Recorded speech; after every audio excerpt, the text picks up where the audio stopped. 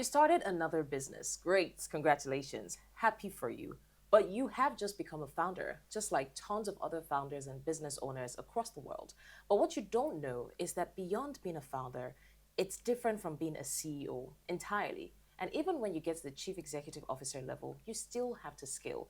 Business is all about executive leadership and scaling day by day. So it's not about birthing that business, it's about understanding how to run and manage the business effectively. So, ladies and gentlemen, today we'll be talking about scaling your business beyond founder leadership. And joining me to have this very important conversation is the one, the only Emperor of Growth himself, multi-award winning, so you know he walks the talk. This is the CEO, not just founder, of Certification Edge and Seed Academy. Join me as I welcome Ajibola Bamidele. Thank you for joining me today. Yes, that's a perfect sound for this. Emperor. Exactly. Good. So I'm particularly interested in this conversation because many founders do not understand that beyond birthing that business, there's a lot more they need to do. And the thing about scaling as a person is that if you don't scale yourself, in the pidgin parlance, your business go here, right? Yeah. It would affect your business. Yeah. So this trickles down. Whatever you are as an individual trickles down to your business. So I'll start by asking, at what point did you realize that executive leadership goes beyond founder level and you need to scale beyond the founder level, and then it requires two different skill sets entirely, from being a founder and being a chief executive officer? Okay, so on a lighter note, when you have 20K, 20,000 there, then you can go and found a business. You just go and pay CAC and you're a founder already. So that makes you a founder. That's 20K. 20K. So everybody can be a founder. Exactly. Because so when you have an idea and it's just staring you, the next thing you want to say is, oh, I want to go and register my business. But however, what you start doing more of are the operational things. You're the one doing accounting, you're the one making customer get satisfied.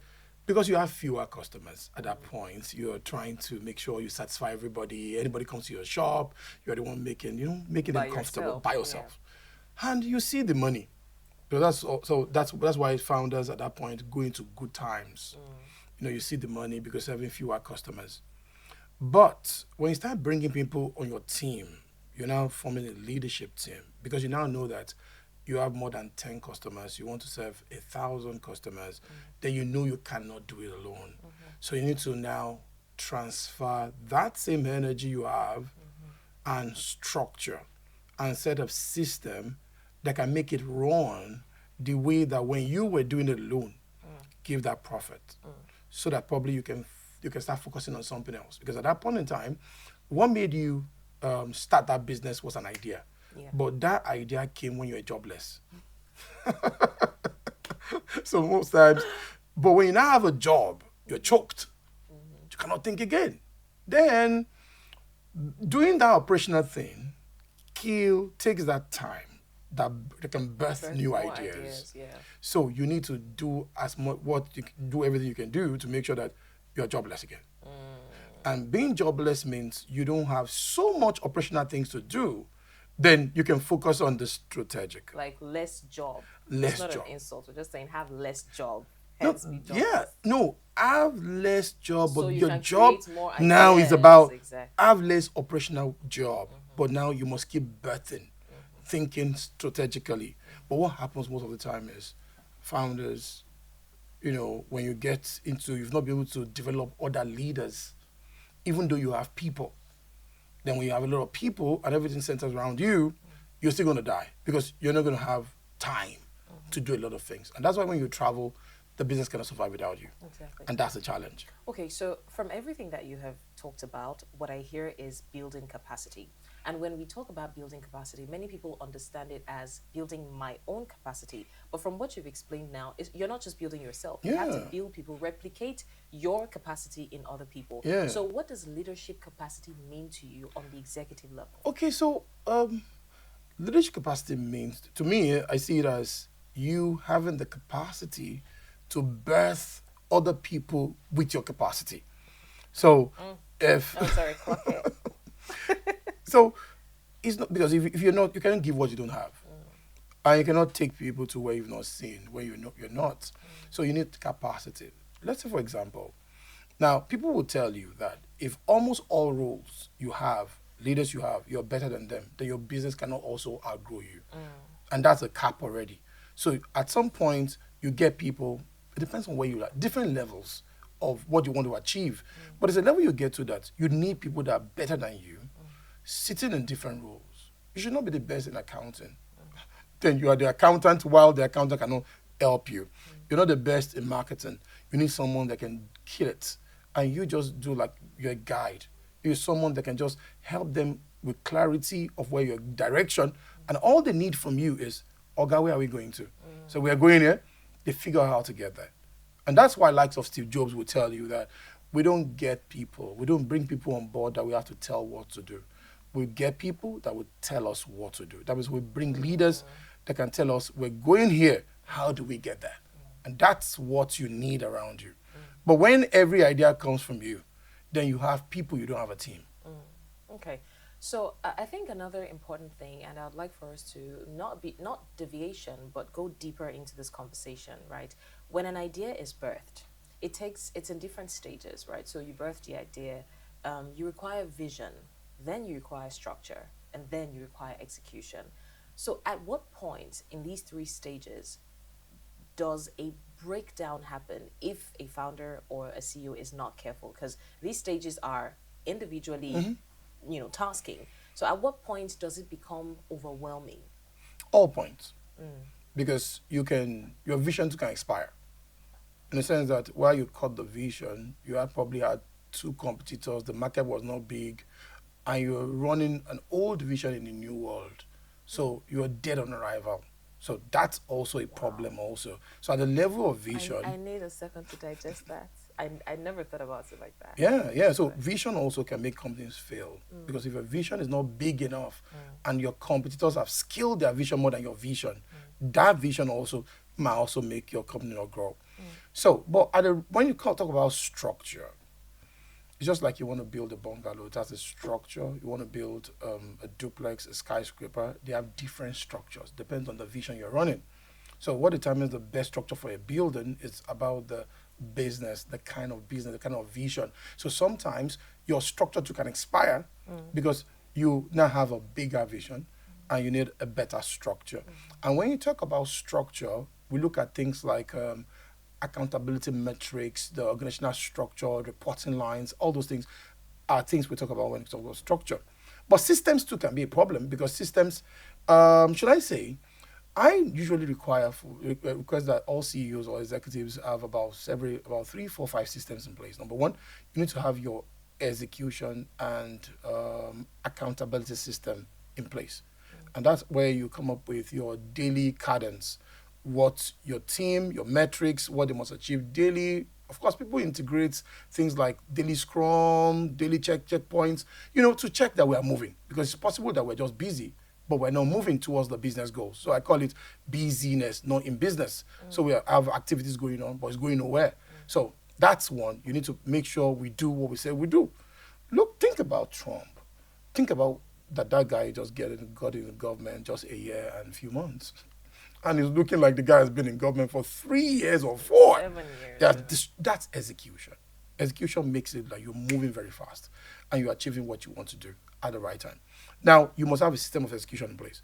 You must also have a system of, direction, whereby at every point in time your business is leaning on the right wall. Because it's possible we're running very fast on the wrong road. So we want to make sure we are checking whether we're on the right road or what are we trying to do. You also need leadership capability systems, whereby constantly your business can churn out good leaders at different points in time as fast as possible. And sometimes you need to also put in place intelligence and learning system, whereby you have data to glean insights every single time. To glean insights, are we doing well? Are we not doing well? And you have, you can learn lessons as fast as possible because the environment is changing very, very fast. And the shelf life of change is not also normal. So you need those systems in place. And when you put those systems in place, it's easy for you to say, oh, this business is ready for the future. And that's what I feel you must put in place. So we have the good vision, make sure your vision has not expired. Your structure, make sure it can power your vision. and systems, SOPs, standard operating procedures, things you don't place, how things are done in your business. But so many people don't clarify how things should be done. Like systems about, in this company, this is how we do this. So that people working somewhere else, we're not saying we won't be innovative. That's why we say you must also bring about intelligence and innovative systems such that we don't play to. Because it's possible that we think what we've been doing before, it has worked before, does not mean that's all we must keep doing. And sometimes we want to start idolizing a model that has failed. So we must be very, very careful. But that's what I can say about vision system. I'm glad that you mentioned play to, because that's the next conversation we're going to have. One of the biggest fears of business owners and business managers is when their business starts to play to. When you see, and stagnation kind of creeps in. You won't know, you just realize that you're not making as much profit, you're not making headways. So what are the signs to tell you that your business is almost, if it hasn't, plateaued? That's okay. So the first thing you should look out for, obvious things people look out for, is that our revenue, well, we have stagnated revenue, and sometimes you start having talent burnout. People are tired of doing the one same thing over and over again. Probably they're tired. So you need to also look at that also. Sometimes you must also look at things like recurring problems, issues every single time. They keep bringing the same issues every time, and you're not fixing it. So it's possible that you're standing in the way of something.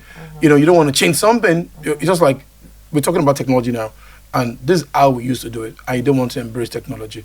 You've played to it also because you just want to do it the whole way. Just like imagine a company that still wants to use typewriter, or a company that is saying, what, I'm against AI. Nothing's going to happen here. No, nothing.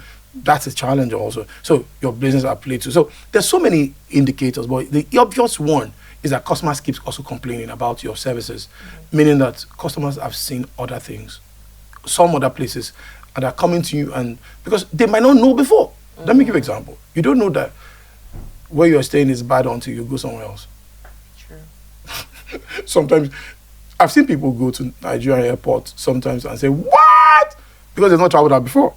The moment you land somewhere else, you start saying, what kind of country do I have? What kind of airport do we have? What kind of roads do we have? So when people get exposed, your customers start getting exposed, then you are stagnated already. So it's not that your services are depreciating, it's that their own taste is appreciating. Think about Nokia. Their services, their phone still remains the same, but customers moved on. That's why that guy said, we don't know what we did wrong. We did everything right, but we still lost. It means that customers are looking for more. So play to him also means that when you don't understand what your customers are doing, gain insights and be there before they get there, you will play to. Okay, so with all of this that you've said, clearly there's a lot of scaling to do. Yeah. So what would you say to CEOs that believe that experience alone is enough to run a business? That's a problem. That's a problem. You need experience, because experience builds your emotional intelligence, but not intelligence. The difference between IQ and EQ. IQ helps you glean new ideas. EQ, of course, gives you maturity to handle things. So I won't say experience is not important. That's where I came from. They said the stew does not make shaking the stomach of the old man, meaning that they expect that if you are old, you should be able to handle some things. However, old people also might be able to handle things, and they are failing. And that's why you see the big companies fail, because the mighty fall every time, because they want to idolize, I have experience. You don't know where I'm coming from. We started this bank 30 years ago. Yeah. Well, things are happening. You see all those fintechs coming. So what do? So you need both IQ, you need both EQ to balance what you want to do. So you can't take out experience, but you can also take out innovation, continuous learning, asking yourself questions that, am I still leading? Because that's number one. Am I leading in all? You must have metrics to check whether you are leading beyond money. Because you might still be making money, but you are dying. Despite a plant is still looking green, they might cut your root away. Over time, just fall once. So to ensure that the mighty don't just fall, you must keep checking whether we're still growing. We're still the ones everybody's looking for. Is your market share still intact? Okay, are there things customers are raising that you need to take note of? Don't neglect those things. And also, are you ensuring your customer retention is strong? And your customer, can they die for you? And those things are things you must be doing to know you're in business. So before we wrap this up, Mr. Ajibola Bamidele, there's one very important question that I don't think I'll forgive myself if I don't let you answer it before we go. And that is, for leaders who are intentional about scaling their business or growth, what are the investments or programs that they need to be making at this moment? So you started that question by saying for leaders who are intentional. Now, there's a saying that said, if you're not consciously doing something that is important, you're unconsciously doing something that's unimportant.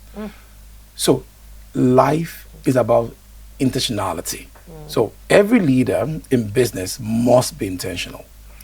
And one of the things you can do to let us take this conversation to the next level is to attend our slap.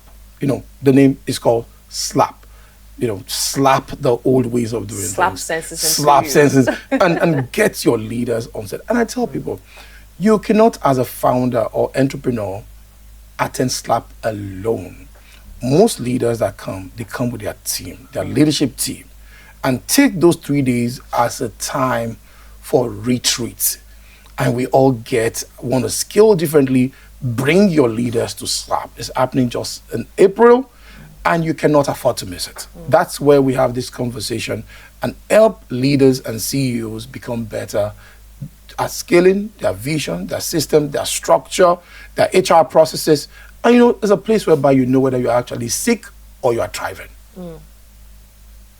Wow, wow, wow. I mean, I honestly did not want this conversation to end, but I want to say a big thank you, Mr. Ajibola Bamidele. Thank you. Honestly, for me, sitting here, my mind is already shifted. So imagine those who are watching. Yeah, it's already slapping. It's already slapping. Slapping. So, I mean, if you haven't gotten anything from here today, one thing that you should be conscious of is the fact that vision does expire. And running an old vision in a new world, your business is already dying. Also, I've learned that if you're not intentionally doing something that is important, then you're unintentionally doing something that is not important. Yeah. Oh my goodness. Anyways, if you want to learn more about this, you've heard it, you need to attend SLAP, the Senior Leadership Acceleration Program, happening in April. And it'll slap some senses into you and to your business. And like Mr. Ajibola Bamidele said, you cannot attend that program on your own because it feels like we may be preaching to the choir. So we need your team there as well. And trust me, when you attend that, you won't even be having a question of scaling from founder to CEO to that. You will just scale automatically. So see you in April at SLAP. And that is all from here. I think Mr. Ajibola has slapped senses into me. So let me go and think about my life. Thank you for watching. Thank you. Seed Academy, your growth partner.